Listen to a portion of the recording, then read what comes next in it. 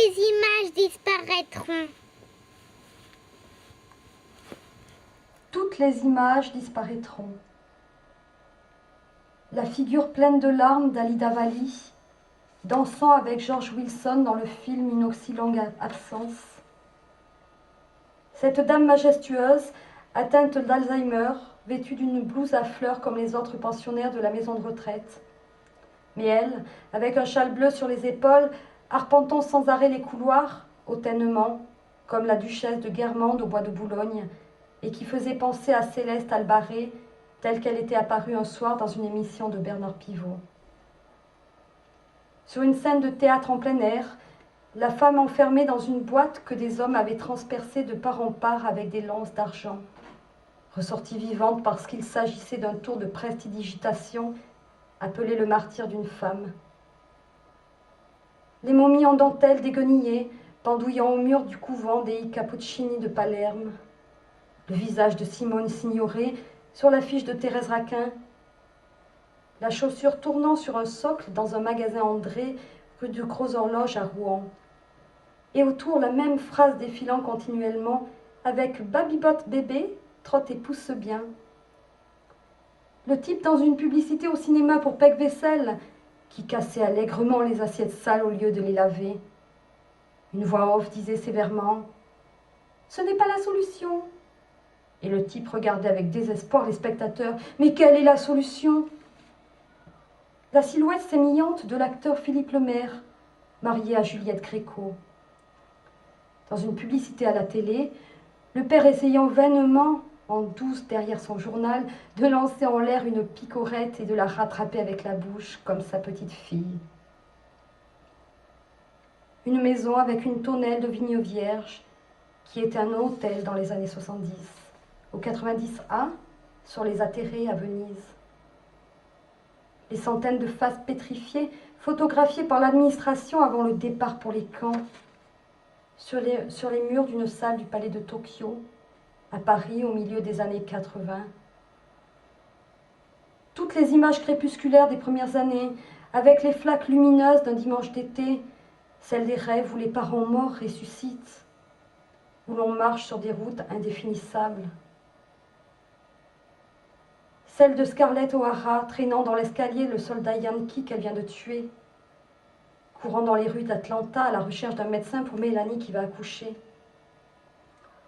De Molly Bloom, couchée à côté de son mari et se souvenant de la première fois où un garçon l'a embrassée et elle dit oui, oui, oui. Les images réelles ou imaginaires, celles qui suivent jusque dans le sommeil, les images d'un moment baigné d'une lumière qui n'appartient qu'à elle.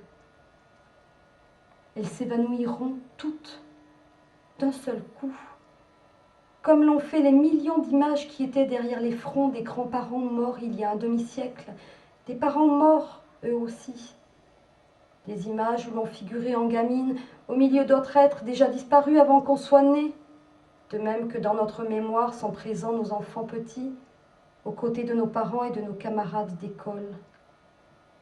Et l'on sera un jour dans le souvenir de nos enfants, au milieu de petits-enfants et de gens qui ne sont pas encore nés.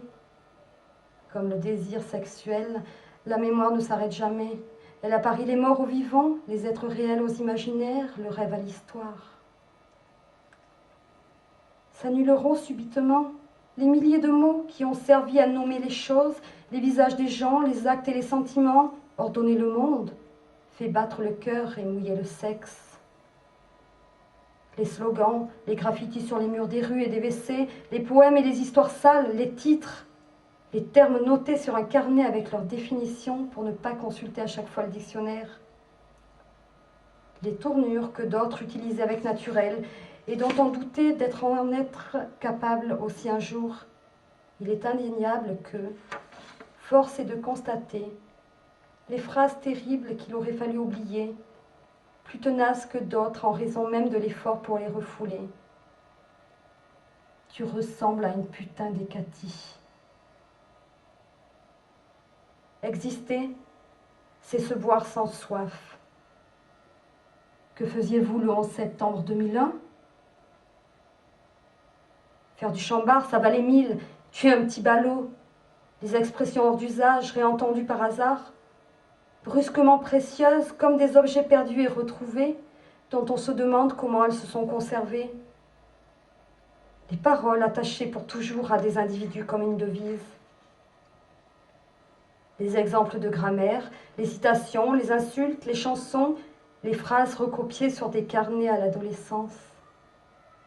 Notre mémoire est hors de nous, dans un souffle pluvieux du temps. Mon histoire, c'est l'histoire d'un amour. Est-ce qu'on peut tripoter avec une fourchette? Est-ce qu'on peut mettre le schmilblick dans le biberon des enfants? Je suis le meilleur. Qu'est-ce qui dit que je ne suis pas le meilleur? Si tu es gai, ris donc. Ça se corse. Chef-lieu, Ajaccio. Bref, comme disait Pépin, sauvé, disait Jonas en sortant du ventre de la baleine. C'est assez, je cache à l'eau, mon dauphin. Ces jeux de mots entendus 1000 fois, ni étonnants ni drôles depuis longtemps, irritants de platitude, qui ne servaient plus qu'à assurer la complicité familiale et qui avaient disparu dans l'éclatement du couple, mais revenaient parfois aux lèvres, déplacés, incongrus hors de la tribu ancienne, après des années de séparation. C'était au fond tout ce qu'il restait de lui. Les mots dont on s'étonne qu'ils existaient déjà autrefois. Mastoc, lettre de Flaubert à Louise Collet, Pioncé, George Sand, au même. Le latin, l'anglais, le russe appris. Les métaphores si usées qu'on s'étonnait que d'autres osent les dire. La cerise sur le gâteau. Pédaler à côté du vélo, devenu pédaler dans la choucroute, puis dans la semoule, puis rien. Les expressions datées. Les mots appris durant les études qui donnaient la sensation de triompher de la complexité du monde. L'examen passé, il partait de soi plus vite qu'il n'y était entré. Les phrases répétées, énervantes, des grands-parents, des parents, après leur mort, elles étaient plus vivantes que leur visage. T'occupe pas du chapeau de la gamine. Les marques de produits anciens, de durée brève, dont le souvenir ravissait plus que celui d'une marque connue. Le shampoing Dulsol, le chocolat Cardon, le café Nadi, comme un souvenir intime, impossible à partager. Quand passent les cigognes, tout s'effacera en une seconde. Le dictionnaire accumulé du berceau au dernier lit s'éliminera. Ce sera le silence et aucun mot pour le dire. De la bouche ouverte, il ne sortira rien. Ni je ni moi. La langue continuera à mettre en mots le monde. Dans les conversations autour d'une table de fête, on ne saura qu'un prénom, de plus en plus son visage, jusqu'à disparaître dans la masse anonyme d'une lointaine génération. C'est une photo sépia, ovale, collée à l'intérieur d'un livret bordé d'un liseré doré, protégé par une feuille gaufrée, transparente. Au-dessous, photo moderne, Lillebonne. Un gros bébé à la lippe boudeuse, des cheveux bruns formant un rouleau sur le dessus de la tête, est assis à moitié nu sur un coussin au centre d'une table sculptée. Le fond nuageux, la guirlande de la table, la chemise brodée, relevée sur le ventre, la main du bébé cache le sexe, la bretelle glissée de l'épaule sur le bras potelé vise à représenter un amour ou un angelot de peinture. Chaque membre de la famille a dû en recevoir un tirage et chercher aussitôt à déterminer de quel côté était l'enfant. Dans cette pièce d'archives familiales, qui doit dater de 1941, impossible de lire autre chose que la mise en scène rituelle sur le mode petit bourgeois de l'entrée dans le monde. Une autre photo, signée du même photographe, mais le papier du livret est plus ordinaire et le liseré d'or a disparu. Sans doute vouée à la même distribution familiale, montre une petite fille d'environ 4 ans, sérieuse, presque triste, malgré une bonne bouille rebondie sous des cheveux courts, séparés par une raie au milieu et tirés en arrière par des barrettes auxquelles sont attachés des rubans, comme des papillons. La main gauche repose sur la même table sculptée, entièrement visible, de style Louis XVI. Elle apparaît boudinée dans son corsage.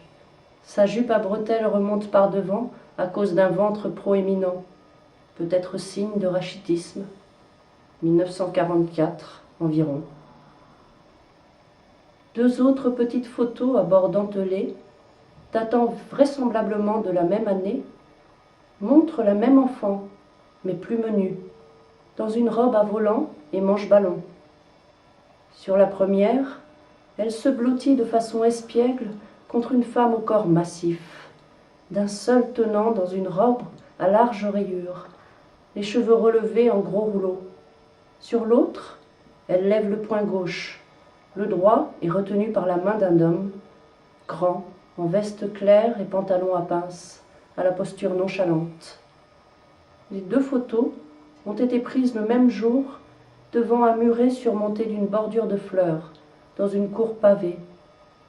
Au-dessus des têtes passe une corde à linge sur laquelle une épingle est restée accrochée. Les jours de fête après la guerre, dans la lenteur interminable des repas, sortaient du néant et prenaient forme le temps déjà commencé, celui que semblaient quelquefois fixer les parents quand ils oubliaient de nous répondre, les yeux dans le vague, le temps où l'on n'était pas, où l'on ne sera jamais, le temps d'avant. Les voix mêlées des convives composaient le grand récit des événements collectifs auxquels, à force, on croirait avoir assisté. Il n'en avait jamais assez de raconter l'hiver 42, glacial, la faim et le rutabaga, le ravitaillement et les bons de tabac, les bombardements, l'aurore boréale qui avait annoncé la guerre, les bicyclettes et les carrioles sur les routes à la débâcle, les boutiques pillées, les sinistrés fouillant les décombres à la recherche de leurs photos et de leur argent, l'arrivée des Allemands, chacun situait précisément où, dans quelle ville, les Anglais toujours corrects, les Américains sans gêne, les collabos, le voisin dans la résistance, la fille X tondue à la libération, le Havre rasé où il ne restait plus rien, le marché noir, la propagande, les boches en fuite traversant la Seine à Caudebec sur des chevaux crevés. Il parlait de Pétain en haussant les épaules, trop vieux et déjà gaga quand on était allé le chercher, faute de mieux. Ils imitaient le vol et le grondement des V2 tournant dans le ciel, mimaient l'effroi passé, avec de feintes délibérations aux moments les plus dramatiques. Qu'est-ce que je fais pour tenir en haleine? C'était un récit plein de mort et de violence, de destruction, narré avec une jubilation que semblait vouloir démentir par intervalles un « il ne faut plus jamais revoir ça », vibrant et solennel, suivi d'un silence, comme une mise en garde à l'adresse d'une instance obscure, le remords d'une jouissance. Mais ils ne parlaient que de ce qu'ils avaient vu, qui pouvait se revivre en mangeant et buvant. Ils n'avaient pas assez de talent ou de conviction pour parler de ce qu'ils savaient, mais qu'ils n'avaient pas vu. Donc, ni des enfants juifs montant dans des trains pour Auschwitz, ni des morts de faim ramassés au matin dans le ghetto de Varsovie, ni des 10 000 degrés à Hiroshima. D'où cette impression que les cours d'histoire, les documentaires et les films, plus tard, ne dissiperaient pas. Ni les fours crématoires, ni la bombe atomique ne se situaient dans la même époque que le beurre au marché noir, les alertes et les descentes à la cave. Ils embrayaient par comparaison sur la guerre d'avant, la grande, celle de 14, gagnée, elle, dans le sang et la gloire, une guerre d'hommes que les femmes de la table écoutaient avec respect. Ils parlaient du chemin des dames et de Verdun, des gazés, des cloches du 11 novembre 1918. Ils nommaient des villages dont pas un enfant parti au front n'était revenu. Ils opposaient les soldats dans la boue des tranchées aux prisonniers de 40, au chaud et à l'abri pendant 5 ans, qui n'avaient même pas reçu de bombe sur la tête. Ils se disputaient l'héroïsme et le malheur. Ils remontaient en des temps où eux-mêmes n'étaient pas encore. La guerre de Crimée, celle de 70, les Parisiens qui avaient mangé des rats. Dans le temps d'avant raconté, il n'y avait que des guerres et la faim. Pour finir, ils chantaient « Ah, le petit vin blanc » et « Fleurs de Paris » en hurlant les mots du refrain. « Bleu, blanc, rouge sont les couleurs de la patrie » dans un chœur assourdissant. Ils étiraient les bras et riaient. Encore un que les boches n'auront pas. Les enfants n'écoutaient pas et se dépêchaient de quitter la table dès qu'ils en avaient reçu la permission, profitant de la bienveillance générale des jours de fête pour se livrer aux jeux interdits, sauter sur les lits et faire de la balançoire à la tête en bas. Mais ils retenaient tout. À côté du temps fabuleux, dont ils n'ordonneraient pas avant longtemps les épisodes, la débâcle, l'exode, l'occupation, le débarquement, la victoire, ils trouvaient terne celui sans nom où ils grandissaient. Ils regrettaient de ne pas avoir été nés, ou à peine, quand il fallait partir en cohorte sur les routes et dormir sur la paille comme des bohémiens. De ce temps non vécu, ils garderaient le regret tenace. La mémoire des autres leur refilait une nostalgie secrète pour cette époque qu'ils avaient manqué de si peu et l'espérance de la vivre un jour. De l'époque flamboyante, il ne restait que les traces grises et muettes des blocos au flanc des falaises, des monceaux de pierre à perte de vue dans les villes, des objets rouillés, des carcasses de lits en ferraille tordus surgissaient des décombres. Les commerçants sinistrés s'installaient dans des baraquements provisoires à la lisière des ruines. Des obus oubliés par le déminage éclataient dans le ventre des petits garçons qui jouaient avec. Les journaux prévenaient, ne touchez pas aux munitions. Les médecins enlevaient les amygdales des enfants délicats de la gorge qui se réveillaient de l'anesthésie à l'éther en hurlant et qu'on forçait à boire du lait bouillant. Sur des affiches délavées, le général de Gaulle, de 3/4, regardait au loin sous son képi. Le dimanche après-midi, on jouait aux petits chevaux et aux mistigris. La frénésie qui avait suivi la libération s'estompait. Alors, les gens ne pensaient qu'à sortir, et le monde était plein de désirs à satisfaire sur le champ. Tout ce qui constituait la première fois depuis la guerre provoquait la ruée, les bananes, les billets de la loterie nationale, le feu d'artifice. Par quartier entier, de la grand-mère soutenue par ses filles aux nourrissons en landau, les gens se précipitaient à la fête foraine, à la retraite au flambeau, au cirque Bouglione, où il manquait d'être piétiné dans la bousculade. Ils se portaient en foule priante et chantante sur la route pour accueillir la statue de Notre-Dame de Boulogne et la reconduire le lendemain sur des kilomètres. Profanes ou religieuses, toute occasion leur était bonne d'être dehors ensemble, comme s'ils voulaient continuer de vivre collectivement. Le dimanche soir, les cars revenaient de la mer avec de grands jeunes gens en short qui chantaient à tue-tête, grimpés sur le toit à bagages. Les chiens se promenaient en liberté et s'accouplaient au milieu de la rue.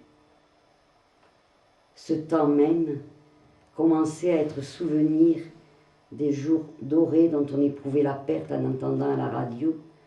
Je me souviens des beaux dimanches. Mais oui, c'est loin tout ça. Les enfants, cette fois, regrettaient d'avoir traversé trop petit cette période de la libération sans vraiment la vivre. Cependant, on grandissait tranquillement, heureux d'être au monde et d'y voir clair, au milieu des recommandations de ne pas toucher aux objets inconnus et de la déploration incessante à propos du rationnement, des coupons d'huile et du sucre, du pain de maïs lourd à l'estomac, du coq qui ne chauffe pas. Y aura-t-il du chocolat et de la confiture à Noël? On commençait d'aller à l'école avec une ardoise et un porte-mine en longeant des espaces déblayés de leurs décombres, à raser dans l'attente de la reconstruction. On jouait au mouchoir, à la bague d'or, à la ronde en chantant « Bonjour Guillaume, as-tu bien déjeuné ?» à la balle au mur, sur « Petite bohémienne, toi qui voyages partout ». On arpentait la cour de récréation en se tenant par les bras et en scandant « Qui est-ce qui joue à cache-cache ?» On attrapait la gale, des poux, asphyxiés sous une serviette à la Marie-Rose. On grimpait à la file dans le camion de la radio pour la tuberculose en gardant manteau et cache-nez. On passait la première visite médicale en riant de honte d'être juste en culotte dans une salle qui ne réchauffait pas la flamme bleue courant dans un plat rempli d'alcool à brûler sur la table à côté de l'infirmière. Bientôt, on défilerait tout en blanc dans les rues, sous les acclamations, lors de la première fête de la jeunesse, jusqu'au champ de course où, entre le ciel et l'herbe mouillée, on exécuterait sur la musique hurlante des haut-parleurs le mouvement d'ensemble, dans une impression de grandeur et de solitude. Les discours disaient qu'on représentait l'avenir. Dans la polyphonie bruyante des repas de fête, avant que surviennent les disputes et la fâcherie à mort, nous parvenait par bribes, entremêlés à celui de la guerre, l'autre grand récit, celui des origines. Des hommes et des femmes surgissaient, sans autre désignation parfois que leur titre de parenté, père, grand-père, arrière-grand-mère, réduits à un trait de caractère, une anecdote drôle ou tragique, à la grippe espagnole, l'embolie ou le coup de pied de cheval qui les avait emportés. Des enfants qui n'avaient pas atteint notre âge, une cohorte de figures qu'on ne connaîtrait jamais. Se mettaient en place les fils d'une parenté difficile à débrouiller durant des années, jusqu'à ce qu'enfin on puisse délimiter correctement les deux côtés et séparer ceux qui nous sont quelque chose par le sang de ceux qui ne nous sont rien. Récit familial et récit social, c'est un tout. Les voix des convives délimitaient les espaces de la jeunesse, la campagne et les fermes où, de mémoire perdue, les hommes avaient été commis et les filles servantes, l'usine où tous s'étaient rencontrés, fréquentés et mariés, les petits commerces où avaient accédé les plus ambitieux. Elle dessinait des histoires sans événements personnels, autres que les naissances, les mariages et les deuils, sans voyage, en dehors du régiment dans une lointaine ville de garnison, des existences occupées par le travail, sa dureté et son usure, les menaces de la boisson. L'école était un arrière-fond mythique, un bref âge d'or dont l'instituteur avait été le dieu rude avec sa règle en fer pour taper sur